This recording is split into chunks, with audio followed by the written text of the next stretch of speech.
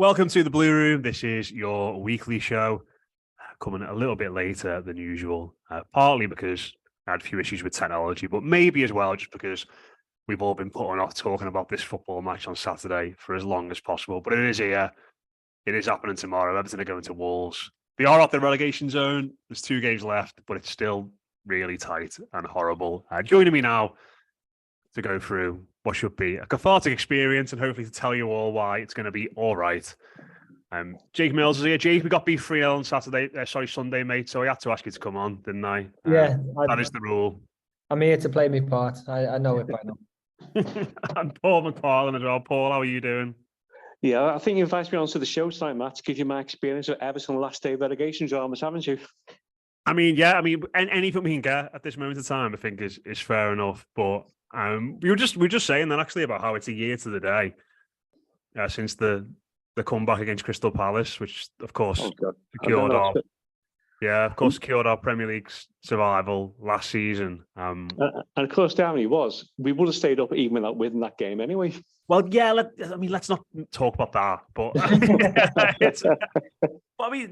I'll come to you first on it, Paul. As what's happened since changed how you look back at that game? Because I think at the time, I remember doing the post-match podcast after that, and the elation and the relief that everyone felt was incredible. I think we all sort of lived it through this sphere of this hasn't happened to us for a long time. The way we got out of it was so dramatic, but hoping down the line that it would never happen again. It would be like a massive wake-up call for the club. But here we are a year on in exactly the same position, more or less. Has it changed the way you look back at that night and the way in which it was so dramatic and such a relief, or not? Yeah, I think so, because looking back on that game, there was kind of a feeling of optimism, wasn't it? We'd stayed up. There was kind of this view that there'd be some considerable spending in the summer, maybe. And then there was this kind of judgment that maybe Lampard was the manager because he got the club, he got the fans, he was such an upgrade on Benitez. So I think when we're all considering where we'd be this season, I don't even think the most pessimistic Blue had us down as being stuck in this relegation situation again. And it's funny, Matt, I remember before the first home game against Chelsea, I did a pod with you, Alan Feely, I think it was as well. And I jokingly said, we know it's going to happen. Calvert-Lewin's going to get injured in the first game of the season. And kind of the loss of Calvert-Lewin has been catastrophic. And the abysmal situation we found ourselves in January with the failure to bring any players in during the transfer window, getting rid of the manager far too late when he should have gone after the double Bournemouth debacle. It's just been a really, really frustrating season. And I think most Blues are desperately hoping that we stay up, but also prepared to accept that because of the years of mismanagement of the club, it would be no surprise if he went down. I hope it doesn't. I really hope it doesn't come to that, though. Oh yeah, of course. I mean, Jacob, it felt like after last year, everyone just sort of took a big deep breath and the right, God, hopefully that doesn't happen again. And then didn't really do anything to make sure it didn't happen again. And it feels like this time, if we were to do it either tomorrow or we can't confirm it tomorrow, can we? But if Leeds were to lose on Sunday, unless they get beat, or we beat Bournemouth next week to do it again, it feels like the reaction wouldn't be quite the same again. Sort of trying to take the temperature of the fan base a little bit. No, this whole time feels so different for me. I think I look back. This sounds awful, really, but hopefully you understand where I'm coming from. I look back at those last number of games last season almost as really like they're almost enjoyable experiences last year. There was massive moments last year. The Newcastle game, the Arsenal game, obviously the game against Palace. There were moments. There was almost like, especially near the end of the season with the coach welcomes and all of that. Those feelings were almost like a festival feeling. And I think they came from, don't get me wrong, at the time it was absolutely horrific. But I think there was a feeling of we didn't really generally believe we were going to go down. And so we almost, as I said, in hindsight, you look back at those times and it was like, everything was about, are you going to meet the coach? Are you going to get some cans, and we'll go meet the coach and we'll all have a laugh and we'll sing. And actually we thrived in that atmosphere because we actually enjoyed being in it. And yeah, don't get me wrong. That being said, I think my health deteriorated a lot last year, and certainly in that Palace game when at half time, I remember being really down. And there's a couple of moments during last season, like the Burnley loss, when I was like, oh God. But I don't think I ever truly believed that we were going to go down. And I think we all thought it was a bit of a fluke. It was just a bit of a, how has this happened? This season feels the complete opposite. This season genuinely feels like there's a feeling of dread around the place, and almost a feeling of inevitability where, even when we tried to do the coach welcomes, they've been totally different. They have not been the same, like almost like joyous type of, let's drag these boys across the line. It's been a total disconnect. There's been a lot of things that have happened this season. And I actually feel like the general feeling up until late has been that it's inevitable, and actually we believe that we can and possibly will go down. And does that take it away from the game last season? I think it does in some ways. I think we'll always have that moment. Football is about moments, isn't it? And you'll always remember moments. You'll always remember how you felt, who you're with, what you did, how you celebrated, and no one can ever take that moment away.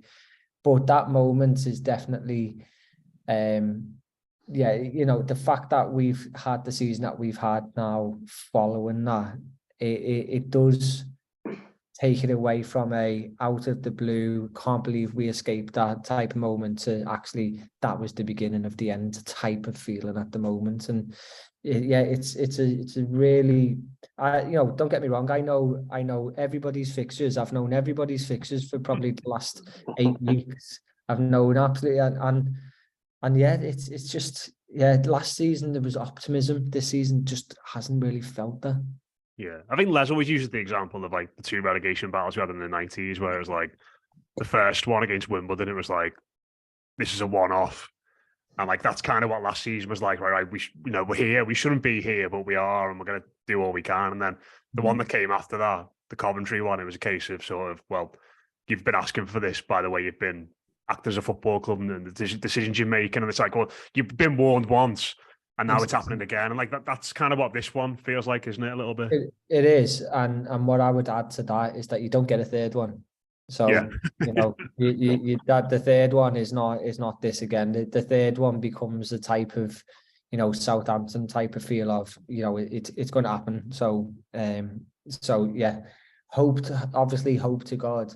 I've gone through every emotion this season where I've been like, we're not getting relegated, so we might get relegated, so we are getting relegated to, I hope we get relegated. It'll be the best thing that happens. I've got the whole like denial to acceptance to actually looking at it as an opportunity, absolutely everything. But yeah, I think the game against Brighton, I think to almost contradict myself a little bit, I think that did inject the optimism a little bit. Where you were actually like looking forward to some games, and even going into City when I think everybody knew the inevitable was going to happen. The end of the City game, I think because of the Brighton one, it did inject that optimism, and I do think that it is potentially there again now. Yeah, I mean that's one of the other differences about this season, I think, Paul, compared to the last one, is that Jake went through so many of the big moments last year, and you think of Iwobi 99th minute, you think of Anthony Gordon against United, Richarlison against Chelsea, and then obviously what happened with Dom and Crystal Palace. But the last few weeks at home, the form has been dreadful, hasn't it? And like the big moments, the ones you sort of look at and go, wow, Ella Sims' goal against Chelsea. It's Chelsea, yeah. You look at the Brighton game, like it feels like at the moment, like the better moments, and listen, our away record is still really poor, but like the big moments that are helping us really try and push ourselves out, this are actually coming away from Goodison Park, aren't they? Yeah, and I think the away record is actually keeping us up this season, Matt, because the last 6 away games we've only lost 1, we've drawn 4, and we've won 1, and it's the away form that's kind of has been a bit of a salvation because the home form's kind of fallen off a cliff. We're conceding 2, 3, 4 goals regularly at home as well, and it's the away form that's kind of kept our head above the water. And I totally get the mood of pessimism that Jake's espoused so well there, and the only thing keeps me going at the moment is looking at the league table and saying, actually, we're still not in the bottom 3, and we just need to maintain that position going into the final 2 games of the season. And I think the big difference with last season as well is that we're a worse team than last season. So when you sell your best player, Richarlison, you sell a very influential figure in Anthony Gordon, who played his part in the survival role last season. You failed to replace them, with better players, and that's kind of the mess we find ourselves in at the moment. So, and I think you mentioned there about Les Helms comparing 94 to 98. Yeah, I haven't witnessed both of those relegation battles. The team in 94 was way too good to go down, and even if it had gone down, I was absolutely confident we'd come straight back up again. The 1918 team was appalling. How we stayed up that season, I have no idea, but we did somehow and managed to re-establish ourselves over the coming season. So I just think that I'm really kind of hoping that Dyche's got enough about him to get us over the line here. And of course, there is one other scenario that people aren't talking about, and that is we might actually have enough points to stay up as it is. I mean, that would be amazing, but Don't, come on. Having seen all the West Ham players smashing the ale last night, I have my doubts about their capabilities of getting anything against Leeds on Sunday, to be honest. But yeah, but do you not think that was the best result for us, Matt? Because the worst result would have been West Ham to have lost, to come home deflated, have nothing to play for. That final's not till the 7th of June, I don't think. So they've got 2 home games left. You're going to have the players competing to want to be in that final squad. The crowd's going to be up for it. So I thought that result last night actually did us a favour compared to West Ham getting beat. And I also think as well that it's West Ham's last home game of the season. They're going to want to put on a good show. I know Big Sam's getting all this praise for what he's done, etc., etc. But he took West Brom down as well. He's got Leeds a bit more competitive. I can't see Leeds beating West Ham. I can see maybe getting in trouble there.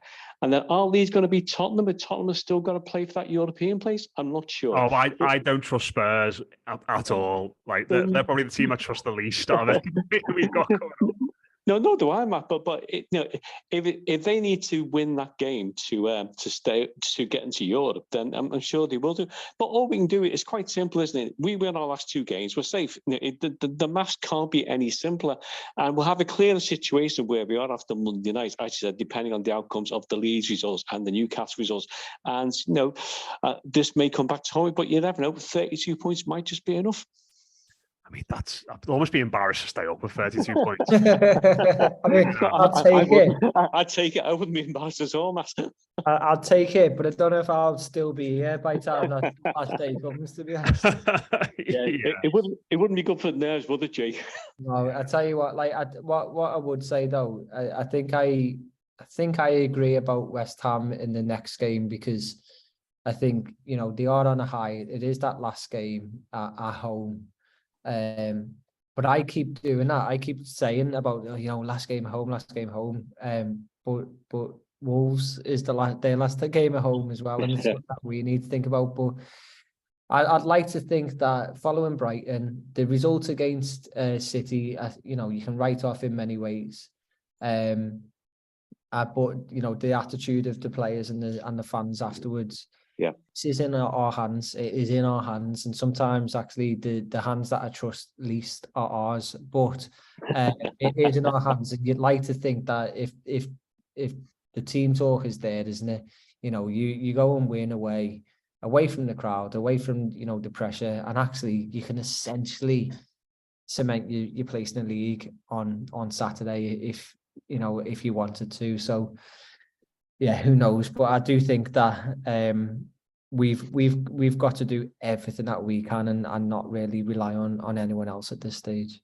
It's great playing first, isn't it? Like that's playing before Forest, before Leeds, and before Leicester is ideal. It's what you'd want, isn't it? And if you're going to pick the order of the fixtures, but like in the same breath, like I'll come to you first on this one, Jake. The Brighton game came late in the week, didn't it? It was on the bank holiday Monday. Like, I mean, we were reacting to everyone's results, and like the pressure was kind of off. I mean, I just don't know if I trust these lads enough, to go out and really make a mark and put the stamp on the weekend. And listen, I know they're playing a team that the season's over. It's late in the campaign. They did play really well away from home against Brighton, but I think that idea of being the team that is not under pressure but can put the pressure on is kind of makes me feel a little bit more uneasy about it all, if you get what I mean. Yeah, I do. I don't trust them. I don't like them. I can't stand them. Just absolutely everything about them is repulses me at the moment. But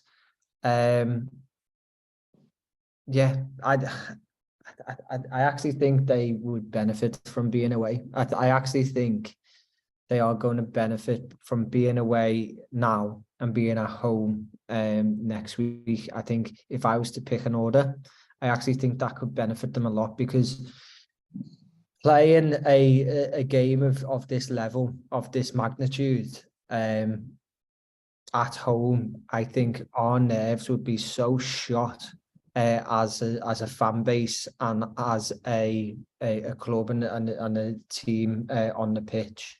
I think they can really benefit from having a little bit of freedom, having a little bit of, going upset the home crowd, who, they've got nothing to play for. If they don't win, they don't win. They're not bothered. Whatever, it's not really that cauldron that it would be if it was at Goodison Park, which would be so intense and so horrible.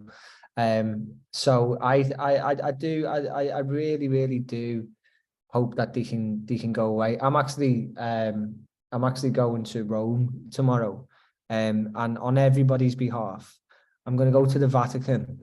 I'm going to literally at 3:00. I'm going to the Vatican, and I'm not going to leave the Vatican until 5:00, and do absolutely everything I can. And I'm going to wear the same clothes that I wore when we played Brighton, and I will play my part in this. But I do think that they can you see them against Brighton, you saw them even against City. You can play. So go and take that pressure off a little bit away from home, and not even worry about anybody else. Just go and do it. Dude, I don't know. I feel like I'm trying to convince myself a little bit here. Who you go to Rome with? Do they know about your 2-hour break you're taking from the holiday to go and just? Luckily, my wife would never listen to this podcast. Sorry, Paul. Go on. Yeah, I was just going to ask Jake to just make sure you get the time difference right, Jake, because it'll be 4:00 Italian time we kick off, won't it? It's a very good point. Yeah, we don't want to be 3-0 down and you're going in, because I don't the goals. No, I'll just go an hour early. That's fine. I'll do whatever it takes. Some divine intervention. But do you think it does suit us, Paula, being away from home? Because I suppose it's not just that the home record's been so bad recently, but the way in which Everton played against Brighton, where they were able to sit in and spring and get Decore and McNeil and Iwobi and Dom charging forward on the break. That seems like Everton's best way of being a threat at the moment, doesn't it? Yeah, I think so, Matt. I think also as well that I'd rather be playing the second to last game of the season away from home, the final one at home, than vice versa. So hopefully it will work in our favour. I mean, as Jake's outlined there are some grounds for optimism here. We played better against City than Real Madrid did for the first 30 minutes on Sunday. We put them under pressure, we created a few opportunities that we didn't quite take. And on another day, we scored first. Who knows? But once they got that 2 goals in a minute, then that just killed us. I think that my only concern with the Wolves game is who's going to fill that left side defence position, because quite clearly, most fans going to the game on Sunday, when the team was announced, you saw Holgate was playing at left back. It was just a collective feeling of horror that this wasn't the outcome, this wasn't the team choice or selection that we wanted. So it'd be interesting what he does there, whether he draws McNeil to be like a defensive wing back. I'm not quite sure. Wolves don't score that many goals, do they? I mean, they've now taken over our title with the lowest goal scorers in the Premier League, so that gives you cause for optimism as well. And given the fact we're scoring goals quite regularly away from home now, in a way that we're not doing when playing at Goodison Park, so it might just work in our favour. And I think, as you've outlined before there as well, Matt, the good thing about it, this can work two ways. This result can't on Saturday. We go there, we win, we put Leeds and Leicester under immediate pressure. We go there, we lose badly, and suddenly you're giving Leeds and Leicester a massive boost for their game. So once again, all we can do is be in control of our own destiny here. What we desperately want to avoid is going into that last home game against Bournemouth, having to play catch up on either Leeds or Leicester to stay up, because both of them got home games on the final game of the season. And you just don't want to be in that situation where you spend half the match watching Everton, the other half the match checking the score updates on your mobile. Especially at Goodison, where the signal is horrendous. Like, no one wants that, do they? Yeah, I think I'll just be my old transistor radio. That's going to be more reliable, to be honest. No, Paul just took me on such a roller coaster ride there. Every emotion, I felt really optimistic and positive, and then I was right back down, and then I was back up, and then it ended with last game of the season with a radio trying to see how many goals Spurs have conceded. I mean, the fault of that. I mean, we'll talk about tomorrow's game after that. But I mean, you said there, Paul, and like I don't know how much of those relegation battles you remember, Jake. You know, I've got some vague memories of the Gareth Farrelly one. But I mean, I can't put myself in a position to even consider how like anxious it would be in that stadium. I mean, what would they like to go through? For anyone who's maybe could potentially go through this for the first time, Paul, what's it like going into the final game of the season, knowing you need to get a result at Goodison Park to stay up? Oh, it's awful, Matt. It's not experience you wouldn't choose to go through again. Yeah, I mean, I said the Wimbledon game, most Everton fans were confident before the match started that the team was good enough to stay up that day. We thought we'd definitely get a result against Wimbledon. And when we were 2-0 down after about 30 minutes, you think, oh my God, how on earth has this happened? And then, of course, Anders Limpar with his an Olympic swimming style dive that got us back into the game with a penalty to get us back to 2-1. And once Barry Horn hit that screamer, you just felt the tide's turning our way here. So the outcome after that second goal was more or less confirmed. Although most fans were still looking for score updates from around the country, because there was still a possibility we could have won and gone down anyway. But fortunately, the results went in our favour. I felt the Coventry game was a really different game altogether. There was a real mood of pessimism going into the stadium that day. Everyone kind of felt that because Bolton were playing away at Chelsea, and if they could match our result, then they would stay up and we would go down. And it was a horrible feeling. We were 1-0 up. Then Nick Barmby misses the penalty. Then Thomas Mara fluffs across and Dion Dublin equalises. And you just kind of think, we're going down here. But somehow we held on. But the Wimbledon game was a joyous experience at the end. There was an explosion of emotion and happiness that we'd actually stayed up. The Coventry game was just one also relief, and that a team that was so poor had somehow managed to get over the line. And I kind of think there's kind of a comparison there between last season and this season. If we get over the line, I think this Everton team is one of the worst teams I've seen winning a blue shirt for a long time. So if we get over the line, that would just be absolutely superb. And whatever the outcome is, whether we stay up or whether let's hope that we stay up.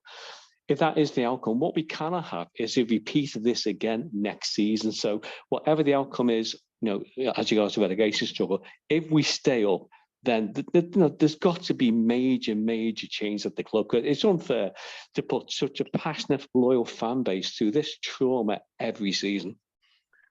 Yeah, said hopefully we stay up. I don't know if Jake's quite there. Yeah, what stage is? Do you remember any of the? I mean, I remember Nick Barmby missing that penalty, Jake, and I think I knew then he was a cop-out. So yeah, no, I was certainly not as emotionally involved back then. So yeah, this is really I'd say this is my first real experience of this and being where we are today. I know I was just thinking there though, and I was just having a little look then. Like I know we're all talking about Leeds and Leicester, but Forest have got two really, really difficult games here. And that should give us a little bit of hope as well, because having somebody else involved in it is something that we should we should have that in mind as well. But that's such sorry to interrupt, that's such a mental boost, I think, if they win tomorrow. Like it's not just we pull away, it's the two teams then, isn't it? I've got to, because if you go to 16th, all of a sudden,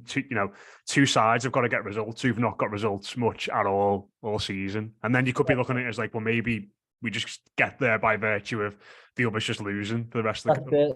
I think from my point of view as well, just an added element. I think you hinted at it before, Matt, when you said about you don't trust Spurs and Paul mentioned, but I've got just the biggest distrust and dislike of a certain manager who I know that he is going to get results. I know that he is going to be desperate to send us down. And I do I trust?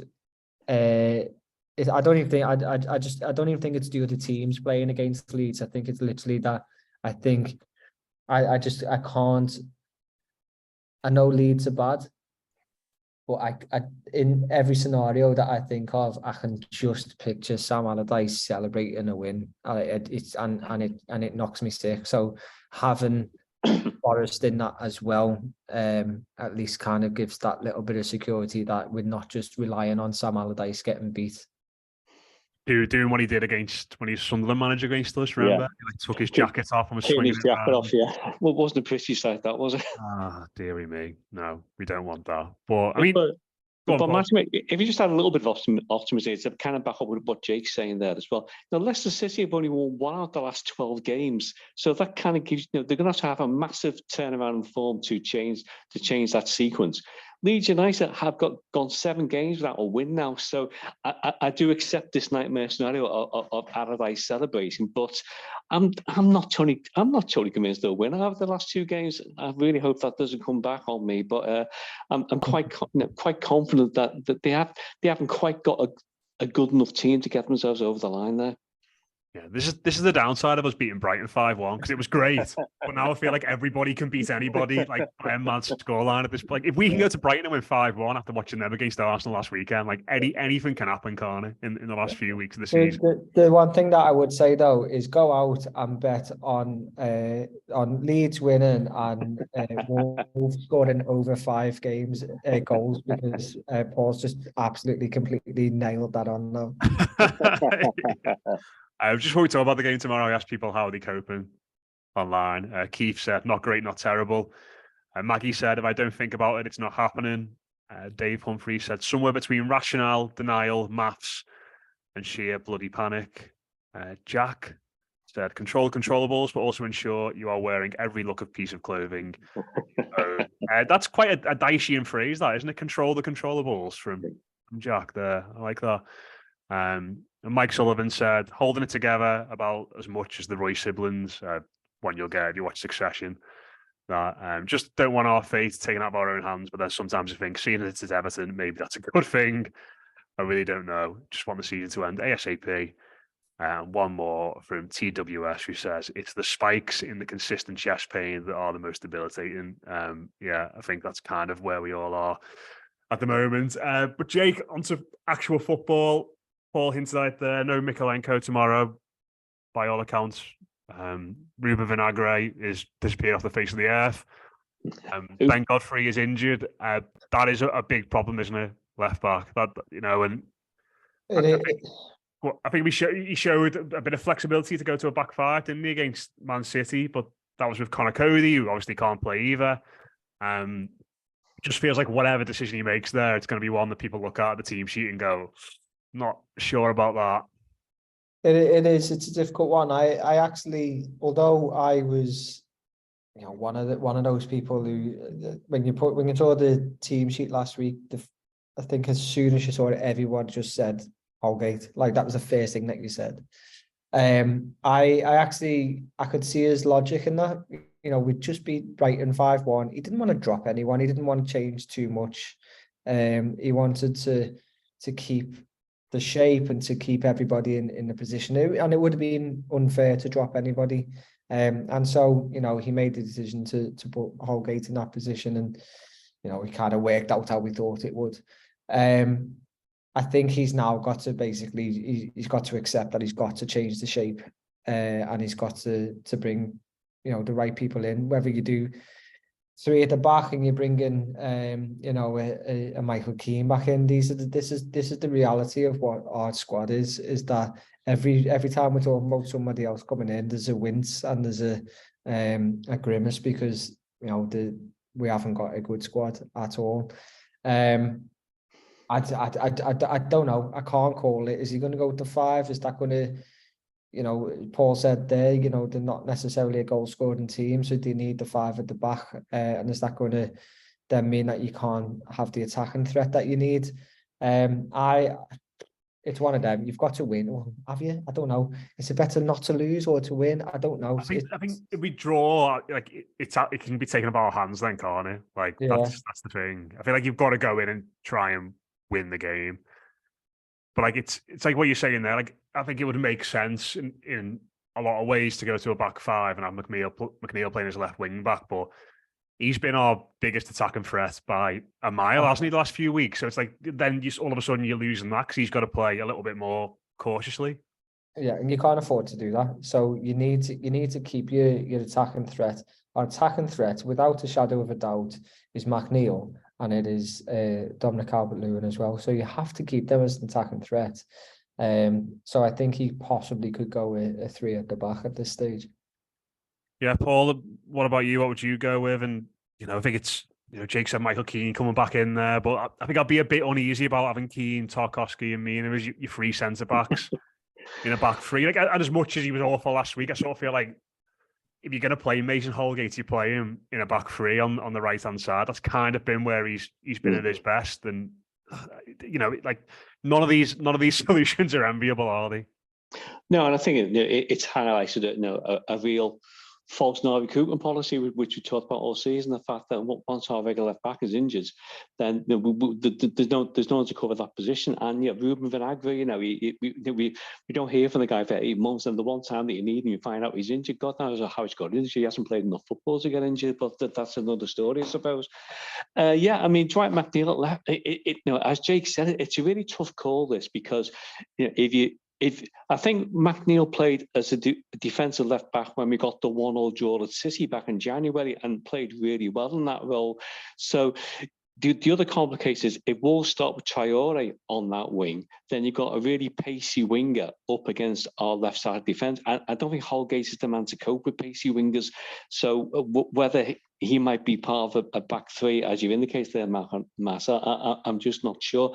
And I can't think of an obvious solution here. I mean, so whether the one thing we can't afford to do is concede, because Wolves got quite a good defence. So whether we err on the side of caution, maybe play it safe for the first 45 minutes, and then maybe in the second half try and go for something with pushing McNeil further forward, I'm not quite sure. But it is a problem. It's definitely a problem area. I'm sure Wolves will be looking to target that area as well. And the other potential clash that worries me is Yerry Mina against Diego Costa. That's going to end with one of them getting at least a card, or maybe something worse during the game, isn't it? Yeah, I mean, you'd imagine so. Looking at Haaland when he came off last week and all the pinch marks he had all over him. But yeah, I think you're right about Traore as well. Like, as much as I don't think he's that great a player, like he can destroy an out of position left back, can't he? Like he's got that in him to just run riot down that wing all afternoon. And if you remember, Matt, it was his goal. He set up the goal last minute, didn't he, for Wolves at Goodison Park in December? Yeah, he did. Yeah. God, yeah. It feels like so long ago now, doesn't it? Boxing Day that was.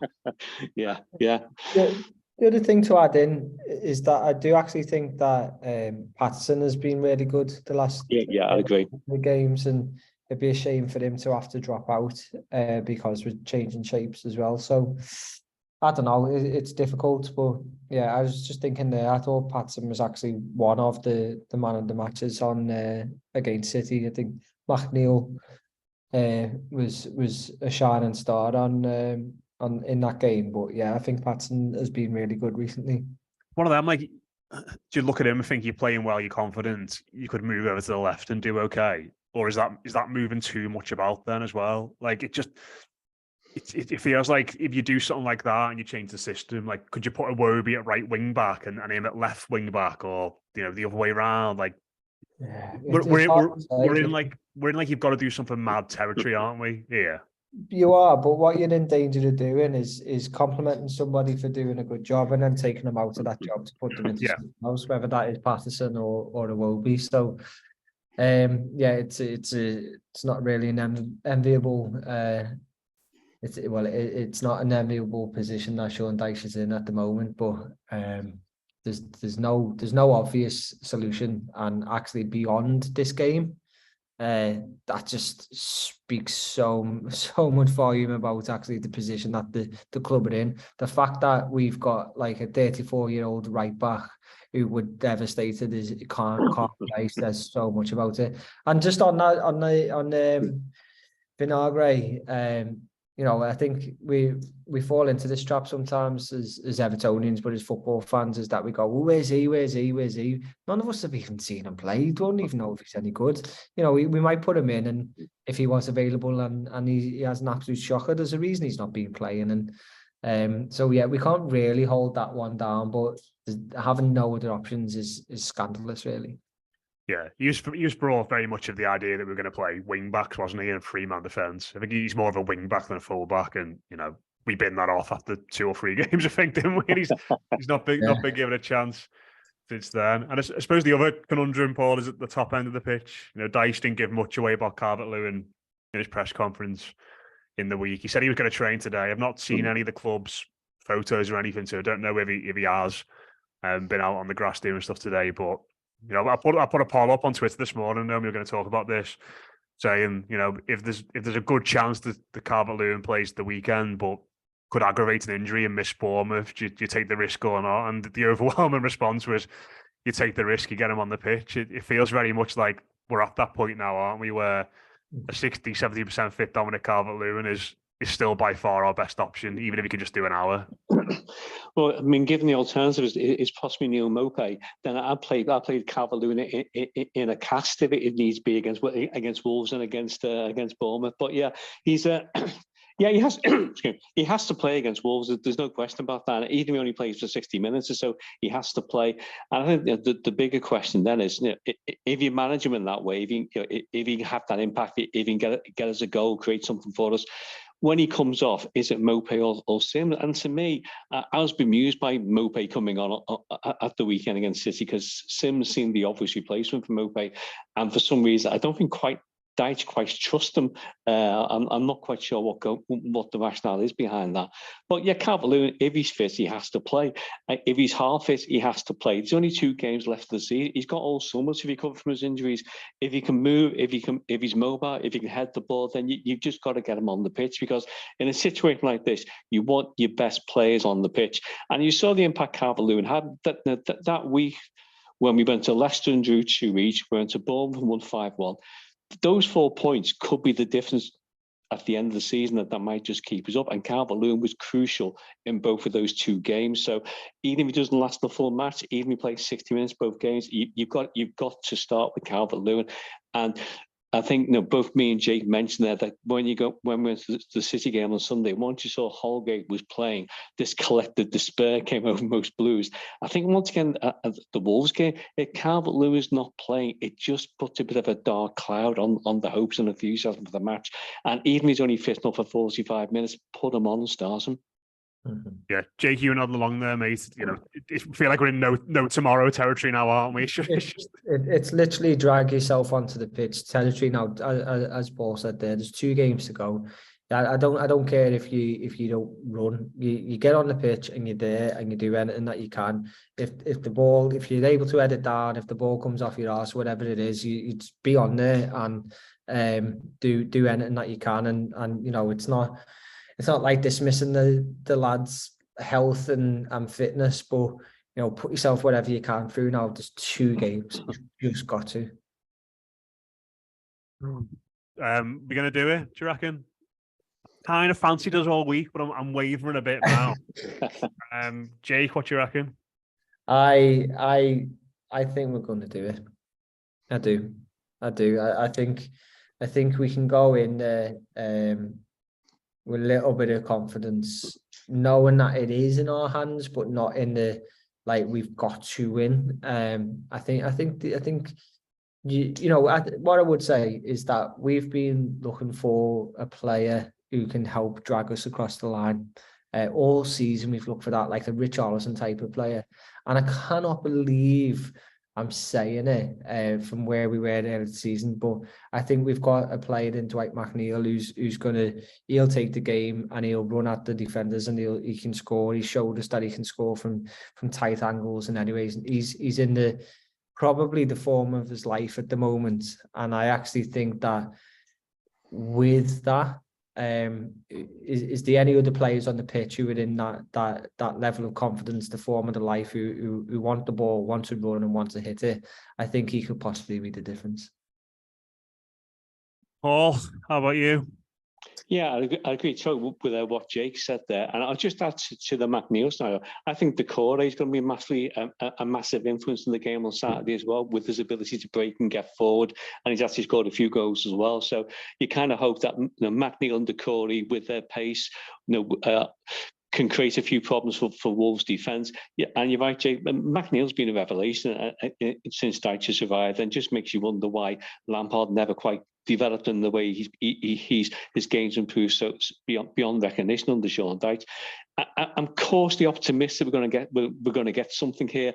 It's not going to be a 5-1 display like a Brian Buck. I can see it's just sneaking a 1-0 win, a 2-1 win, and just putting the pressure back on Leeds and Leicester City. So it goes against all logic, I suppose. But then again, as I said before, last 6 away games, we've only lost one. And I think the worst case scenario is we get a draw. But I am quite cautiously optimistic that given what's at stake, given the level of support we're going to have, and one of the good things about Molyneux, it's great having the whole side of the pitch there. It's going to be full of Everton fans, and I think that's going to make a difference as well. And we just got to be at it from the start, hit them from the start, try and grab an early lead, and then see where that gets us. Yeah, and crucially, we've got Jay at the Vatican as well. Exactly. I'll have a word, and I know, like you'd have to like pass through like the Sistine Chapel and all that like quite quickly, but I'm just gonna I'm gonna do a just stop oil, and I'm actually just tie my neck to an altar. There we go. Yeah. While you're there, if you're having a word, can you ask him for us that we win the league next year as well? Stay up, win the league. That's not too much to ask, is it? No, we'll see. We'll see. And Jake, might be an idea to wear your Argentina shirt as well, because isn't the Pope an Argentinian? That's true. Yeah, I'll have to get one. Don't know where I'm going to do that, but we'll try. You got to for everything. Yeah, everything on it. You'll see if it works. Cheers to Jake, cheers to Paul. That's been your weekly show. Enjoy what's left of your weekend before Everton rock up at 3:00 tomorrow. Fingers crossed, come Sunday night, Monday night, we're all free of this burden that has been around for far too long. But we'll see you on the other side. Up the toffees.